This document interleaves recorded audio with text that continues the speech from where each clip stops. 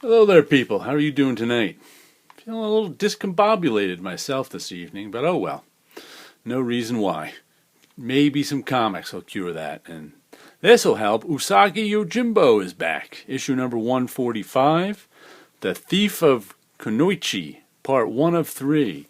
It's been a while since the regular series has been out. He did, Stan Sakai did that 47 Ronin.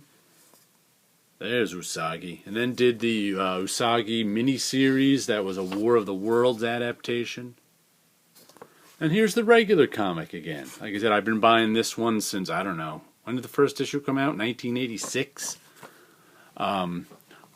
Always a good comic. Stan Sakai is a master storyteller. You can always look forward to Asagi Yojimbo. Good stuff. And then Optic Nerve is back. Issue number 14. I don't know when is the last time we've seen an issue of Adrian Tomei's Optic Nerve. It's been a while. Years, I would guess. I can't remember. But I always enjoy his stories. He tells slice-of-life stories. This one looks to be a lot of little panel grids. Nice stuff. Let's see what's in the back. Oh, he's got a different type story in the back here. No panel borders. But I like Adrian Tomei's stuff. Fantagraphics. This one's usually a little more expensive. $6.95. Nice cover stock. A lot more pages than your average comic, though I'm not sure what's up with this half cover thing. But anyway, it's always good to see an issue, even though it's years between issues. Then comes Dark Horse Presents issue number 10. This is volume 3. And at $4.99, this is square bound. These are always bigger than your average comic. Lots of anthology stuff. Continuing stories. All different genres. Oh, there's Mike Grell's Tarzan. If you like Mike Grell, if you like Tarzan, there's some for you. This was an expensive week for me between, this is $4.99 is the most expensive regular book I got, plus the $6.95, whatever it was, Optic Nerve, and then hardcover I'll show you, which is $20. But yeah, the regular comics and hardcover are getting expensive. Here comes The Fade Out, number 6. I really liked issue 5 on this. It was, I like this. In general, this he can draw pretty people. In general, I like he can draw mean-looking thugs too. There's that guy. That guy right there. I just love this story. Brubaker and Sean Phillips doing a story from old Hollywood filled with murder, intrigue, and accused commies. It's just such a good comic. If you're not buying The Fade Out, you should be buying The Fade Out. And here we go with Ghosted, number 20. And spoiler alert, look at this cover. R.I.P. Jackson Winters. Yes, they killed the lead character in this last issue, but I don't know, a story about ghosts. And can his ghost just star in this? But the writer said they'd been planning on killing him since issue 1. It was inevitable that they did, and I was like, oh, I guess that's so he can become a ghost. I don't know. We'll have to see this. The story continues without him. Some guy trying to bring about some guy trying to, what is he? He's trying to capture death so he can become death. Killed a whole town full of people in Germany, and now he managed to transfer himself over to Limbo, where he killed Jackson Winters in order to lure death in, because Jackson was death's favorite, I guess. And I like it. It's a fun story. Good book. Check out Ghosted. And next we have Trees number 9. We're back with the Warren Ellis and who's drawing this? Jason Howard story. I don't know where they're going to pick up with this. Because I think at issue 8 they killed like 3/4 of the cast. But I'm enjoying Trees, a story about how alien life of some kind, we don't know if it came from the Earth or outer space, is affecting humanity as these giant pillars appeared out of nowhere. Really enjoying Trees. And I also liked Warren Ellis's #1 from last week, Injection, which, much like the first issue of Trees, he really just introduced us to a cast of characters. I have no idea what Injection is going to be about, but it was a nice first issue, and I have faith that Warren Ellis is going to bring the story somewhere and entertain us with it. So I'll be on board with both Trees and Injection.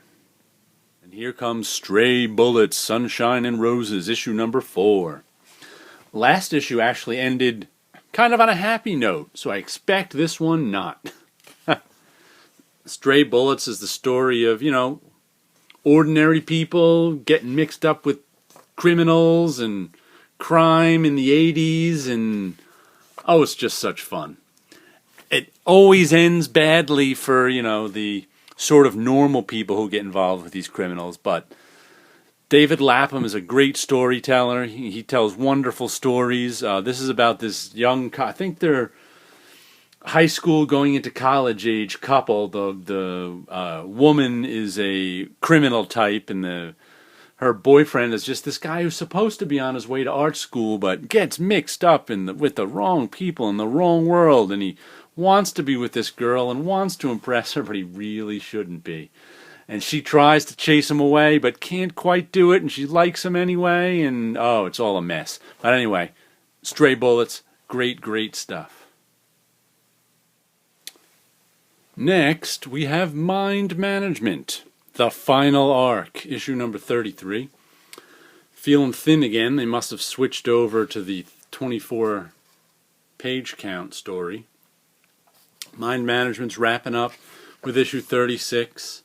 And I just read that there's going to be, I don't know if it's issue, the last issue is going to be an epilogue with a completely different title name, Mind Management something else, and an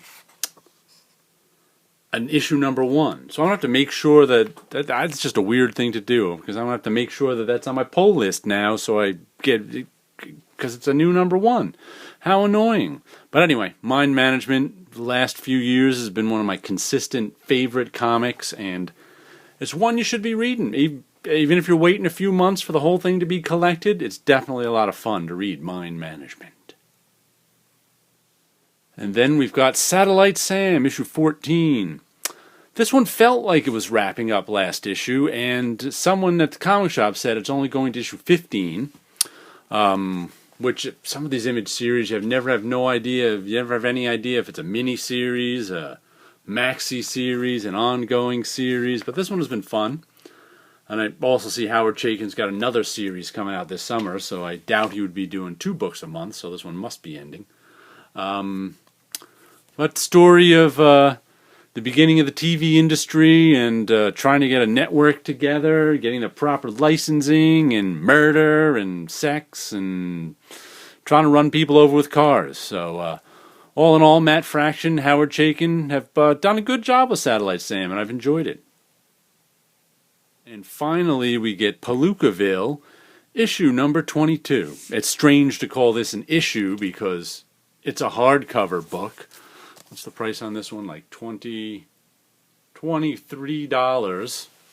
But Seth is one of my absolute favorite cartoonists. I think with issue 20, it used to be a regular comic. With issue 20, they switched over to this format, and they give you a lot more, of course, than a regular comic. He's got the one story, this is Clyde Fans, that's been running for a while. And I really enjoy it. It's just a story about a guy who used to run he used to be a fan salesman and had a family business that was all about selling fans. He's got these other these little comics he does in the back too, all about selling fans. And it's just a guy sitting there reminiscing about his life. And I find it wonderful and fascinating. I think Seth is a wonderful cartoonist. I really enjoy his work. And I'm thrilled whenever I see an issue of this pop up. I think the last one came out in like 2013, maybe.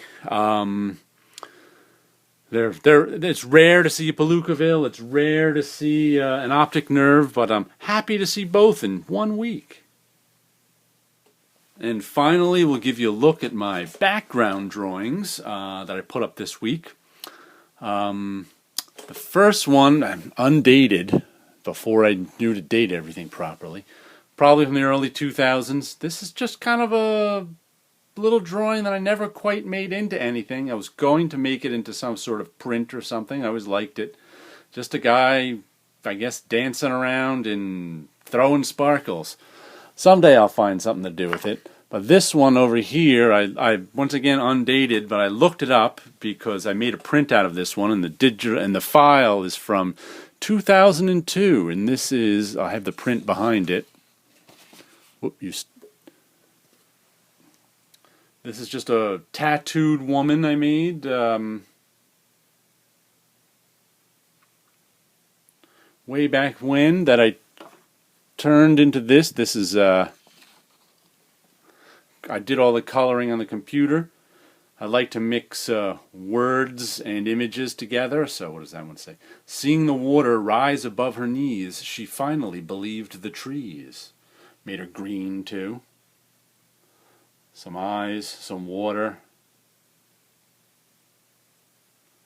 some strange monsters, and a silhouette of a guy holding an idea.